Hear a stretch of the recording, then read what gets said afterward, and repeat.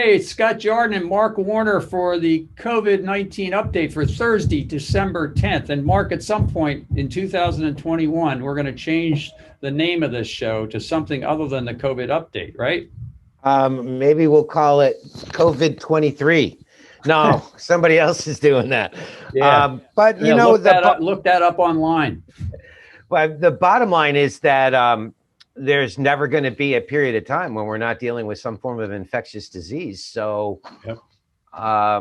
we believe that there'll be a value and a need for this kind of programming forever. Yep. Yep. Well, hey, let's get into it. So supply chain updates. First off, I want to thank all the people that watched last week's show, because right after I gave our supply chain update about the fact that we were getting a shipment of wipes in, we got calls from a whole bunch of people wanting to place their orders. So they're supposedly coming in any minute now. Talk to your, what's the term, account representative? That'll work. Sure.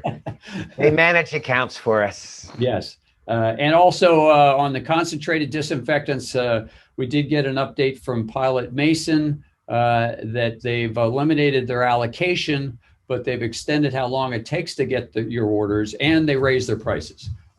Just kind of coincidental that you can get as much as you want. It takes a little longer, but it's going to cost you more money. So that's great. That's called capitalism. Yeah. And if you're wondering, I did go to Costco yesterday, and they had paper towels, but they were sold out before I left the building. Well, and how'd the toilet paper supply look? Toilet papers, for some reason, has not been a problem. Paper towels has been an issue. I'm not sure what's going on there, but I have noticed people are avoiding shaking with their left hand.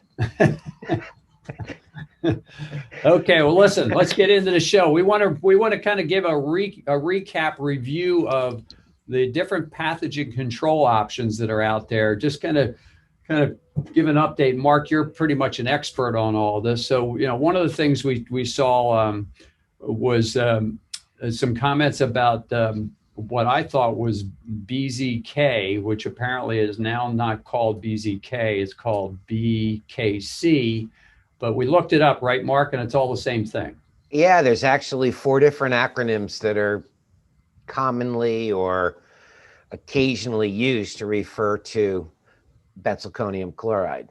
Yeah, and that's used in hand sanitizers. And we've always wondered, I didn't really spend a lot of time checking into it, but why the CDC has not approved that. But there was a nice article, and we'll put it below the link for the video here, about there apparently was some study back in the 80s that was a little questionable, that apparently CDC or somebody that had something to do with deciding if they could recommend that product or not. They didn't, and that's why we all are kind of stuck with alcohol.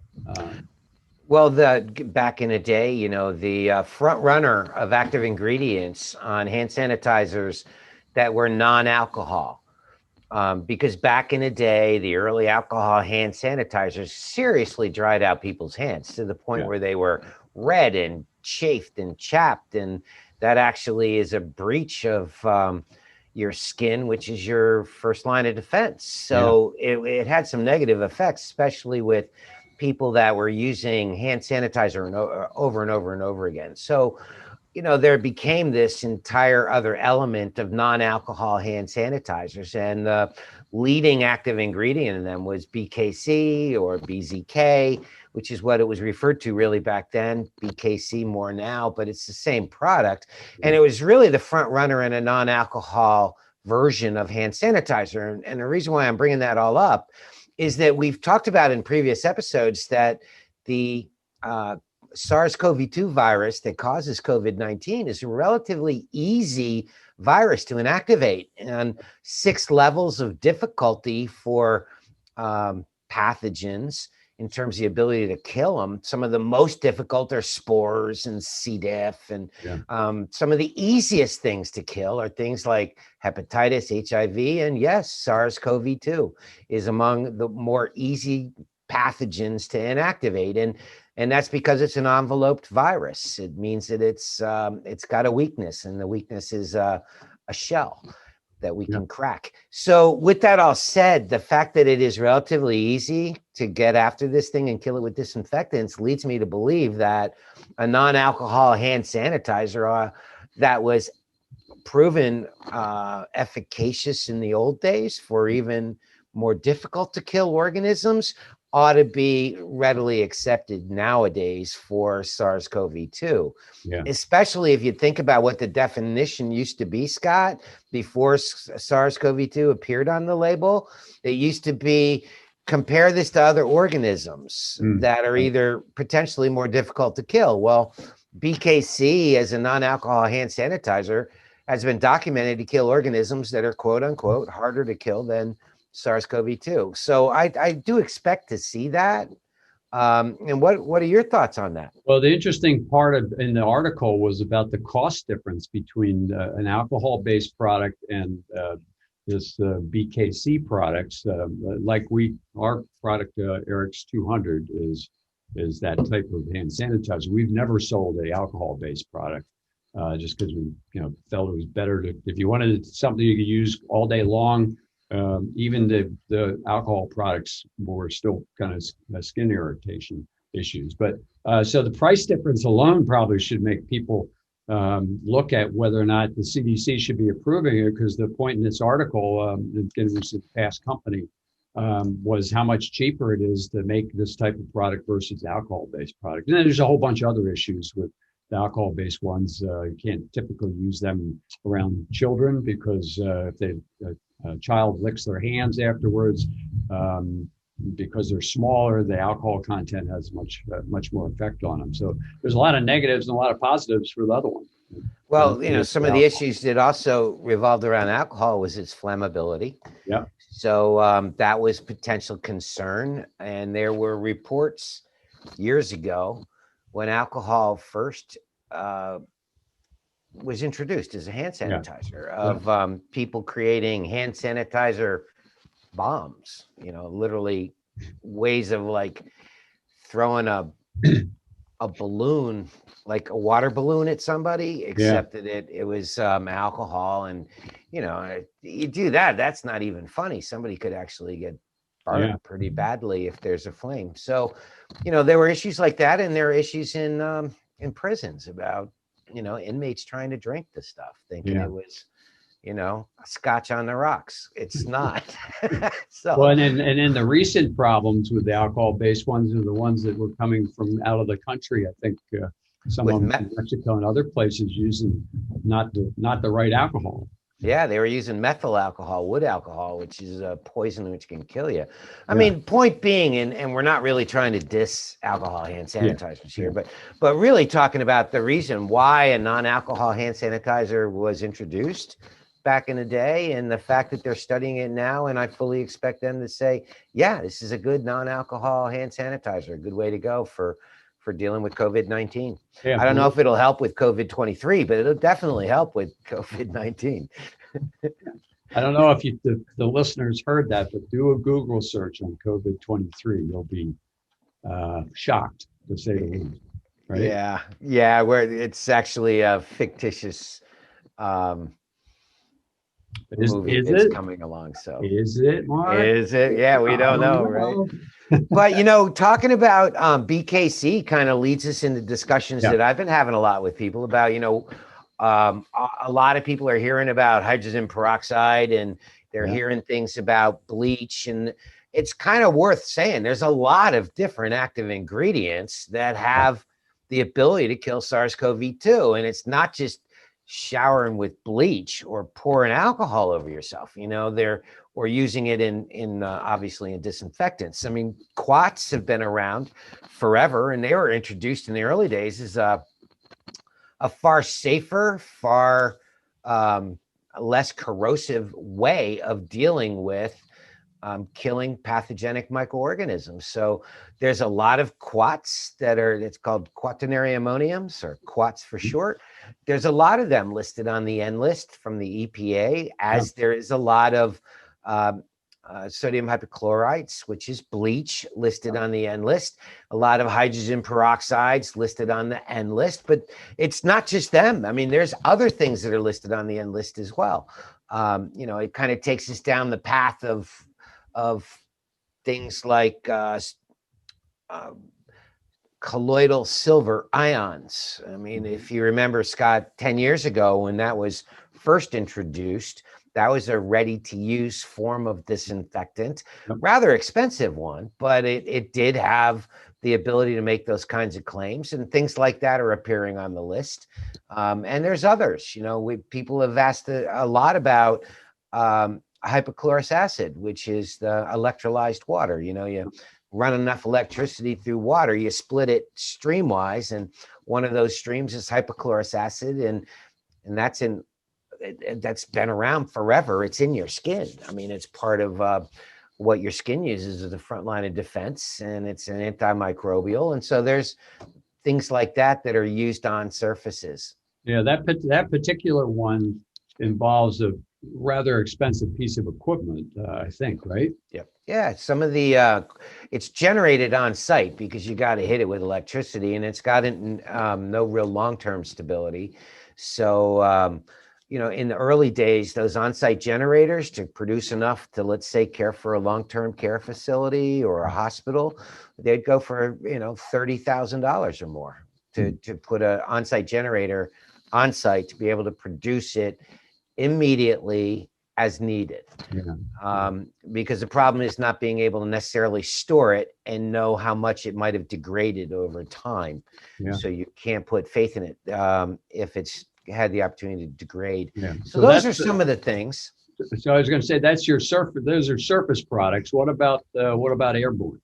Well, that's been the big thing in the news, and we always like to bring up the news, the most recent news for folks. And there's been a lot of studies talking about, we can't just deal with surfaces only. Surfaces are a reservoir of pathogens. We have to deal with that. But we're also dealing with the fact that these virus material can exist in the air and stay airborne for a matter of hours, many hours in some cases. So if you're going into a room, you don't know who was in the room before you were, whether they were sneezing or coughing or whatever. So there could be airborne materials.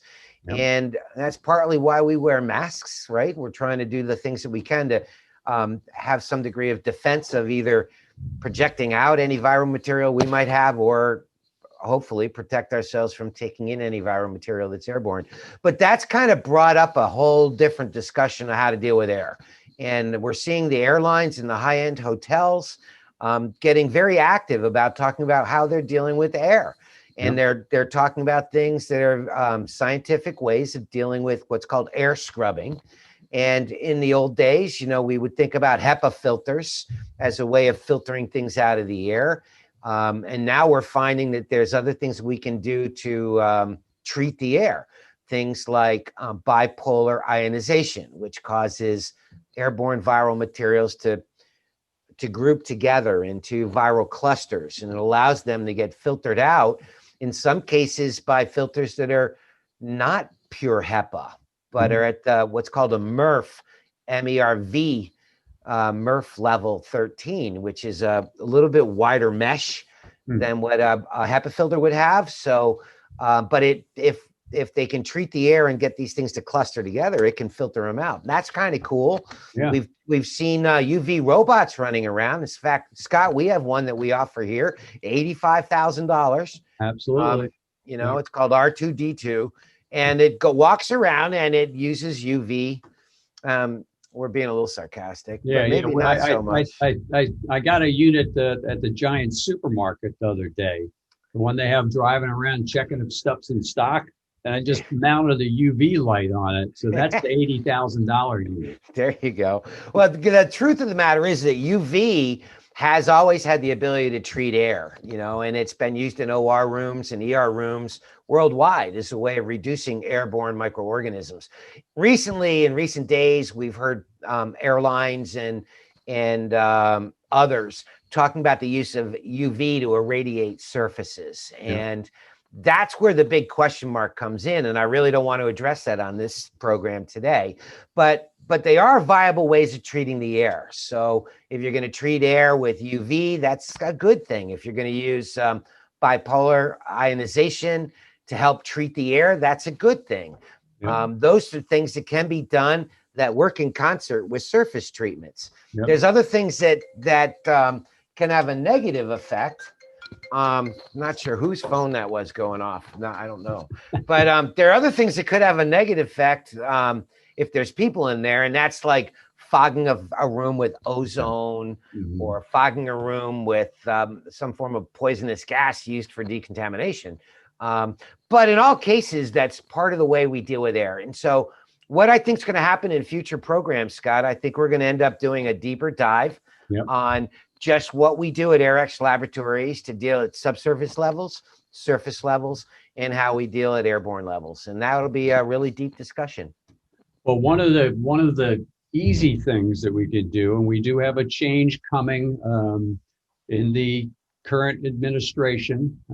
It's not 100% decided yet, depending upon when you're watching this show, but something as simple as a mask. So incoming President-elect Biden, assuming he's going to be the president, has said that he would like the nation to wear masks for 100 days. So he said, the first day I'm going to inaugurate, I'm going to ask the public for 100 days to mask. And what's wrong with that? I mean, right now it's like, you listen to the one news channel, they talk about masks one way, and another news channel talks about another way. The government officials, there's no straight, clear direction. So I don't see where it can hurt to say, hey, let's give it a try. What's the big deal? It's 100 days. Well, I fully think that we're going to see that, and it may end up being voluntary even longer. Think about how radically the world changed in March and April in the United States, where we started to realize with the spikes that were occurring and people dying that it was serious. It changed everything. Schools closed. We're wearing masks. We're doing social distancing. We're painting circles in parks to limit how closely families can gather in parks. And the levels that we hit in March and April that caused this worldwide dynamic change in our whole social fabric, those levels have been eclipsed with what's just happened in December. And if we're thinking that we had that radical of a lifestyle change from March and April, what will this new surge do? How do you take it to not just the things we've seen, but Scott, it's entirely possible that we're going to see other things come along in terms of restrictions and mandates that are almost as life-changing as March and April were, only at a higher level. And you know, I think that's kind of like we were joking about COVID-23, a fictitious movie. You know, that takes it to a much higher, deeper level, kind of a horror story kind of thing. But it's not entirely possible that we might see things go well beyond social distancing, masks, and hand washing. It is the top three right there. It may go beyond that. And because who would have guessed in 2019 that what happened in March and April would change our social fabric as much as it has. And now it's even more than that. This spike is even more than that. It stands a chance of changing things as we know it.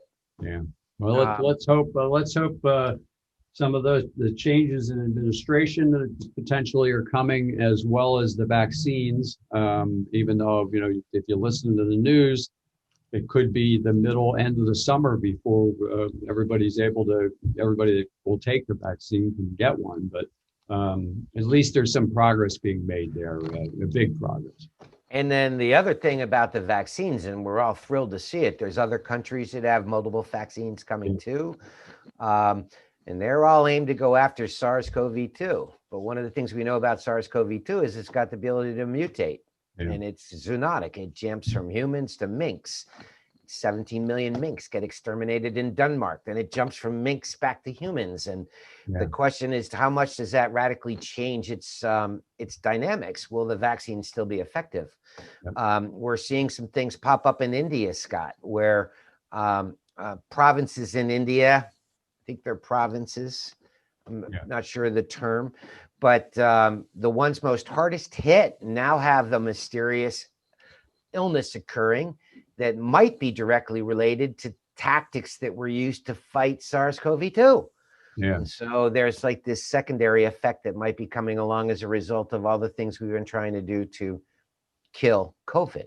Yeah. So that's actually fodder for future COVID-19 updates, right? Yep. Yep. Well, hopefully we gave you some information on products out there, clarified a little bit about the hand sanitizer situation, but stay tuned. We will continue broadcasting next week. We are going to take a break between Christmas and New Year's, unless something dramatic comes up. So thanks a lot for tuning in. And Mark, you be safe over there on the other side. Will Of the do. office, and everybody else out there, be safe as well. And thanks for tuning in. We'll see you next week. See you, everybody.